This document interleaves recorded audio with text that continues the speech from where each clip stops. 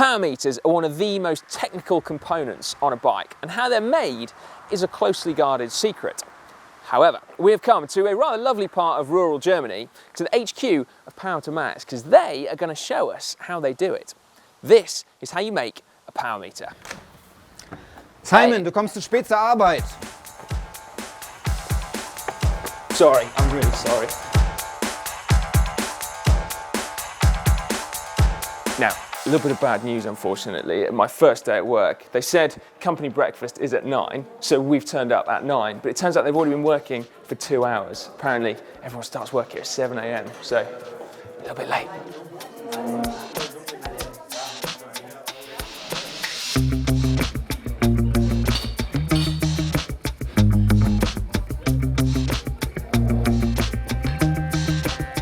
Now, step one, and I'm already excited, and we're only at the storage, okay? This is like next generation shelving. The bulkiest parts of the power meter, of course, the aluminium spider, and seeing as there's loads of different iterations for different cranks and different chain rings, they're all stored in here. It's an automated shelving system, okay? So first of all, we're gonna choose the right one. I'm gonna go for a 110 BCD on here. Press this button. Look at that.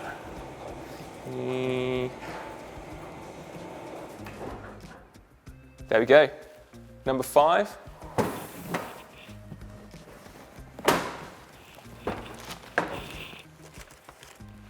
There we go. Check it out. Little things, eh? Now, step 2 of the process is again, thankfully, relatively untechnical, but it involves laser beams, so I'm getting even more excited. So what we're going to do is very simply etch on there things like the logos, but also a barcode so that each power meter is traceable, and then actually things that are going to help with the manufacturing process. So those little holes there, they need to be prepared for the strain gauges to then be attached, and also little lines are going to go on there to help with calibration. Okay, ready? Then I need to switch on the fan. Remember to switch on the extractor fan. And then I press go. Whoa, laser beams.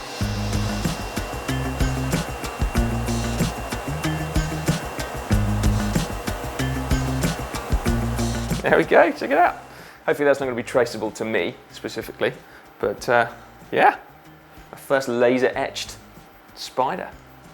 I know that's probably a bread and butter process to many of you watching. But for me, that is genuinely thrilling. Cleaning, super important, obviously.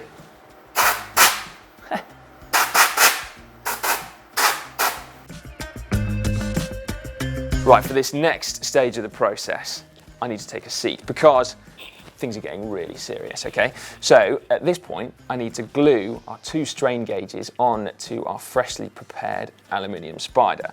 And this is incredibly important because if you don't do it correctly, then the power meter isn't going to work properly. So to put it in some kind of context, the way a strain gauge works is it's got a little wire that runs through it, and you measure the resistance of that wire. And then as the aluminium flexes, then the resistance of the wire changes because it simply changes length. But we're talking tiny numbers here. So the wire resistance is about 350 ohms, so I'm told. And if you were then to ride at 100 watts at a cadence of 90, the difference detected in that strain gauge is just 20 parts per million. So someone's already kindly done the maths for me. That's just 0.007 ohms of difference. So you can see that this is actually a pretty skillful part of the process. Ah, there we go. Okay. Now, apparently I can't have any air bubbles. Oh, there we are. Oh my goodness me. I've got air bubbles all over it. Come on, Richardson. Yeah, pretty sure I've nailed that. Do you guys want to check my handiwork? Give me a mark out of 10. Oh no. Right then, one more chance. More glue. More glue, okay. Take 2. 0 out of 10. Ah. Now, fortunately, someone has gone at least some way to saving my fairly poor craftsmanship on the gluing stage. Now, I've got another highly skilled job that I'm probably going to fail miserably at as well, because we need to obviously attach our strain gauges to the circuit boards. So we basically need to solder wires on. Before wires go anywhere near it though, we need to pre-solder. So another difficult step. Wish me luck. Flux first, flux first. Always flux first. I'm going to put more flux on than I did glue. Hopefully that's the right thing to do. Oh my word, how difficult is this?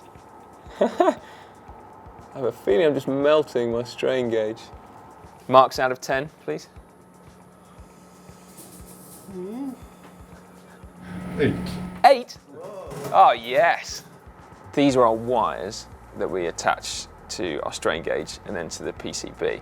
Now, they're actually been cut by a machine because the length of them is incredibly important, as we've just learned with our resistance. So a longer wire is going to provide more resistance, so that's going to throw the strain gauge off.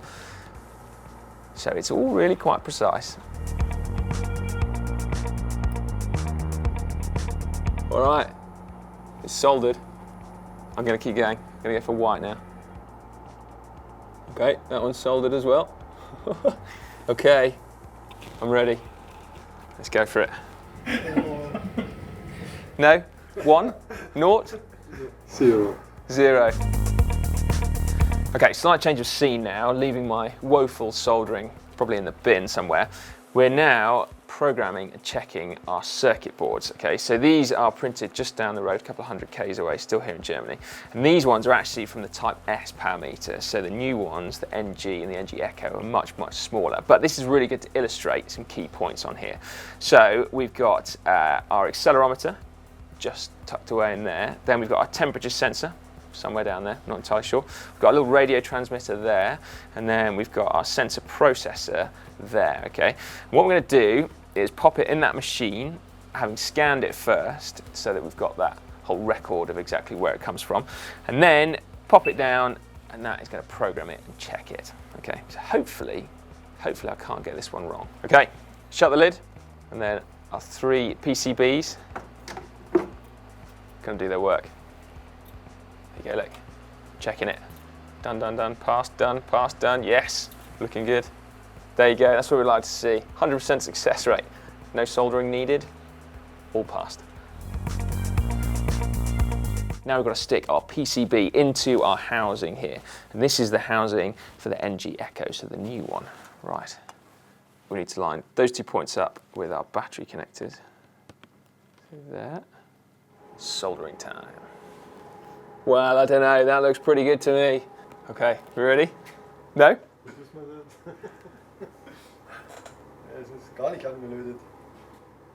Oh, that doesn't sound good. Yeah, that didn't sound good. Now, you know that it's getting really good when we have to put safety specs on.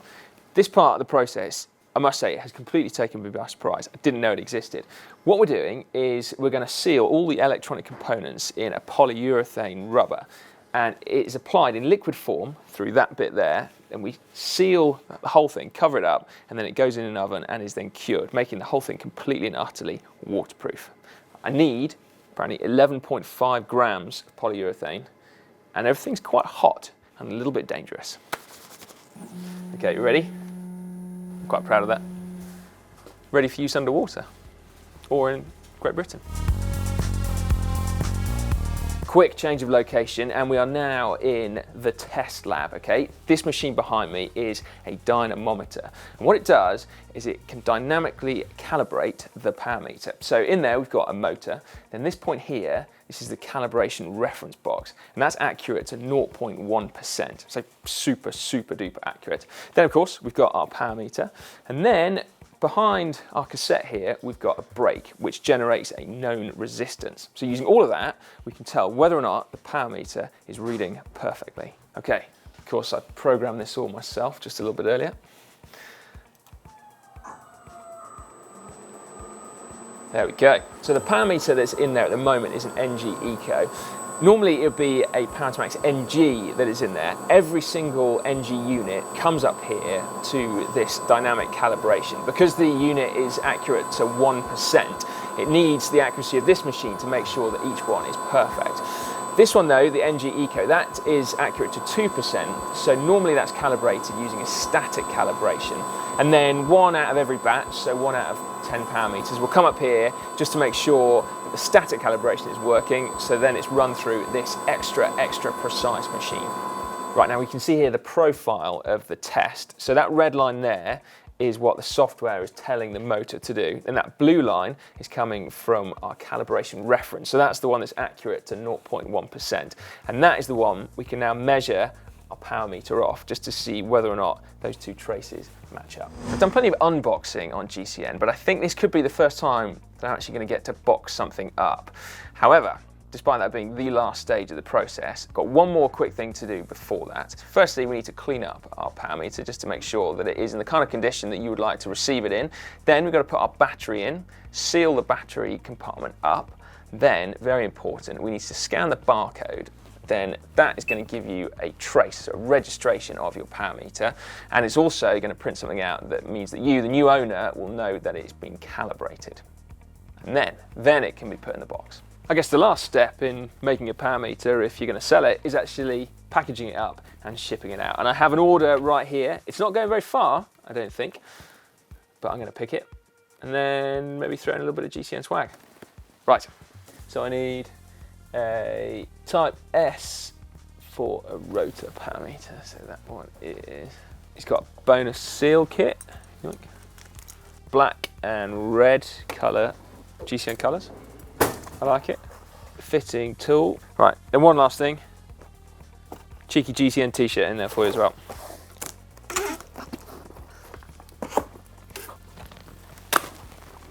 There we go, now we're cooking. We're back now at one of my top 5 storage solutions of all time. It's not just the raw materials that are packed away in here, but also finished product as well. And I've been asked to scan that little code there, and then apparently something cool is waiting for us. I like cool things. Hello, what have we got here? That's what I like to see, GCN. Power2max NG.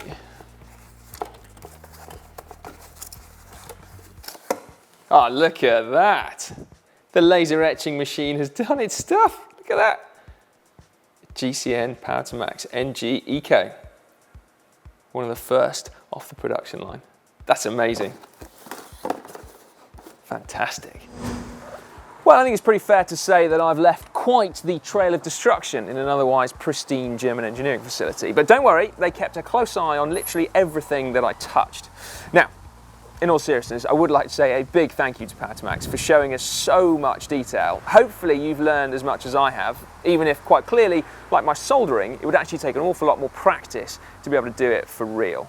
Now, do make sure you subscribe to GCN before leaving this video. It's very easy, just click on the globe. And then if you'd like some more content right now, you could check out mountain bike versus road just down there, or to see inside an NG power meter from an unboxing perspective, click just down there. Simon, bis morgen früh um 7.